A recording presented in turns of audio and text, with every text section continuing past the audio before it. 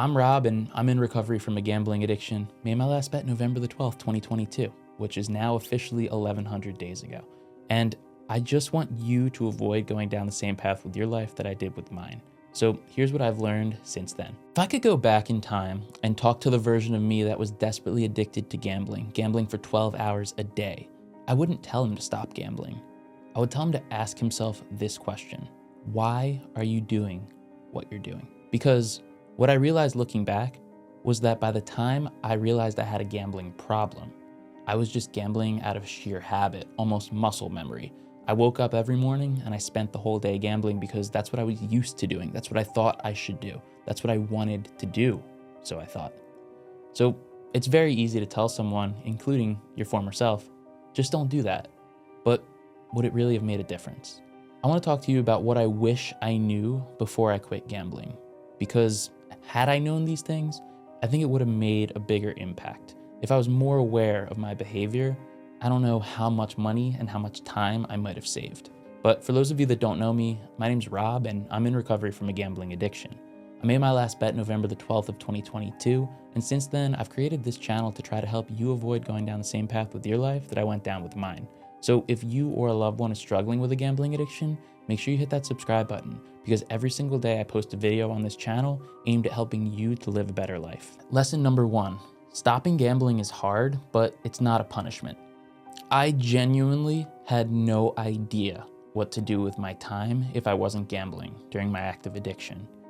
I would sometimes sit there, not betting, and think to myself, what do normal people think about or do all day? Because I was constantly preoccupied. I was constantly thinking about gambling. And without it, I had nothing to do, nothing to care about. And so when I quit, it was a really big challenge in the beginning because I was just basically twiddling my thumbs. I had no idea what to do with my day. And I felt bored. I felt miserable. And it felt like a punishment. But what I realize now, looking back, is that my brain needed the space to heal. You see, when we get addicted to gambling, what's actually happening is our brain is rewiring itself. It's physically changing. Every time we place a bet, dopamine and serotonin fire off in our brains. It actually rewires to feel like the only time we get pleasure in our lives is when we're gambling. So once you take that away and your body's used to having it, it feels like you're depriving yourself. It feels like you're suffering.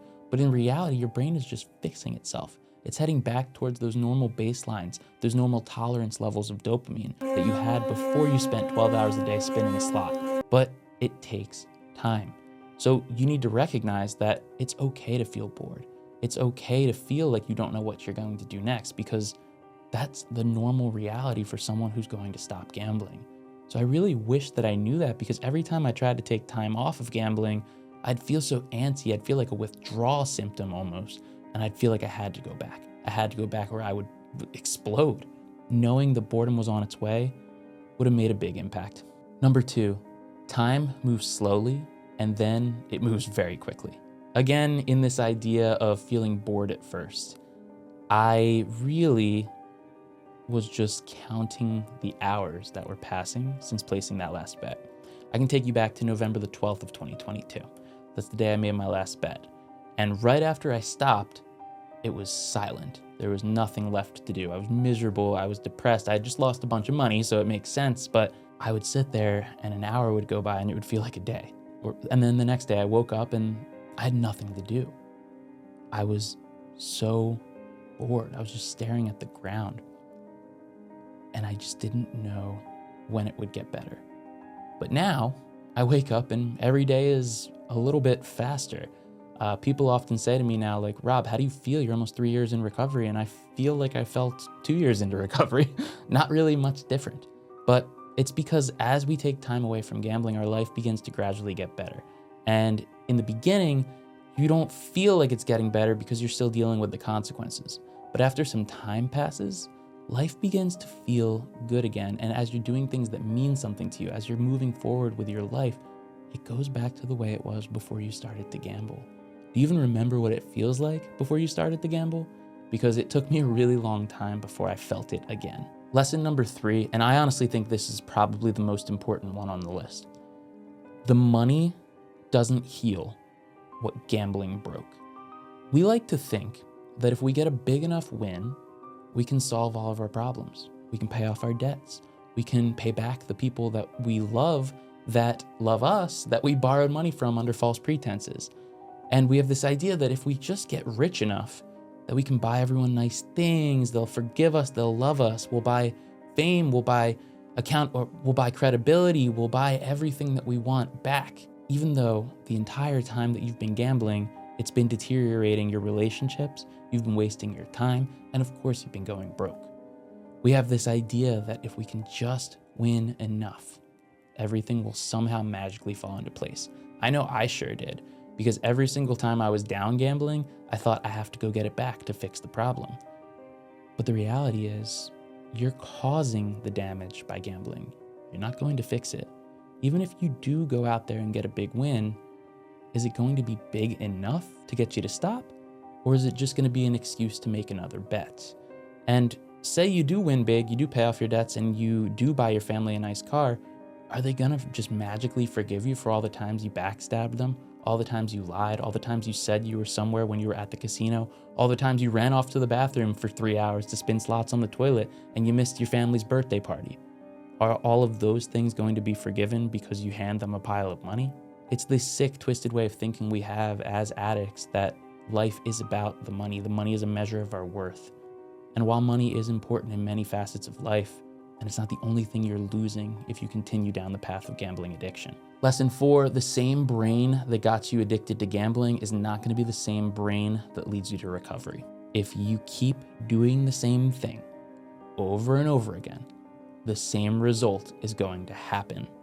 I like to say, especially when I'm live streaming and people ask me, hey man, what if I just get a big win? What if I eventually hit big? I like to say that all wins are future losses.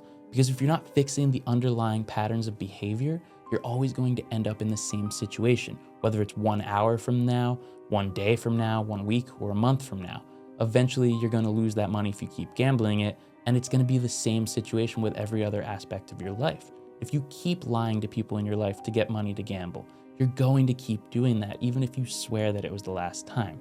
To get better, to truly live a better life, and to feel peace in your life, you have to change the way that you think about things. Because if you're thinking about things from the perspective of a gambler, it's always going to result in you losing, because you lose when you gamble. You can't tell yourself that it'll be different next time if you keep doing the same thing.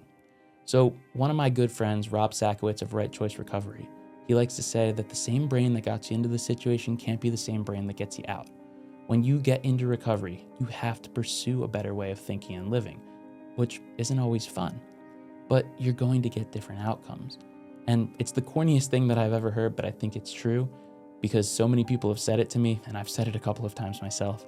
Everything in life that you want to get from gambling, you're going to get by not gambling. But if you keep going down that path, you're just going to keep living this lie, and you're going to find yourself miserable day after day. And lesson number 5, people won't understand until you're honest with them. You might feel like you're the only person on earth that has this problem. I sure did.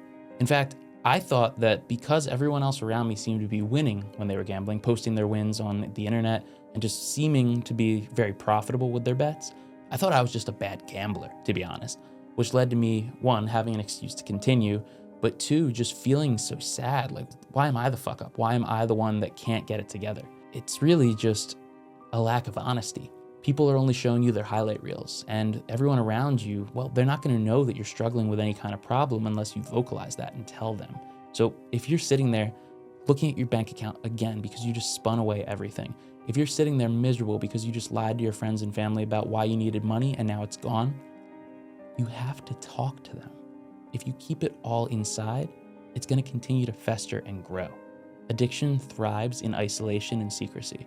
And if we're not being open and honest with those around us, we're just not going to get better. I think that it's really scary for people to come out and say, I have a gambling addiction, or tell a family member, hey, I messed up, I made a mistake. But once you do it, it gets so much easier because now your cards are out on the table. Now everyone knows what's going on and they can help you to get better. The 4 things that I did to get better from my gambling addiction were find alternative things to do with my time that meant something to me, self-exclude from casinos, have my family help manage my finances and get that away from me so I wasn't tempted in the beginning, and going to support group meetings. Those last 3 things are so much easier to do if someone else knows what you're dealing with.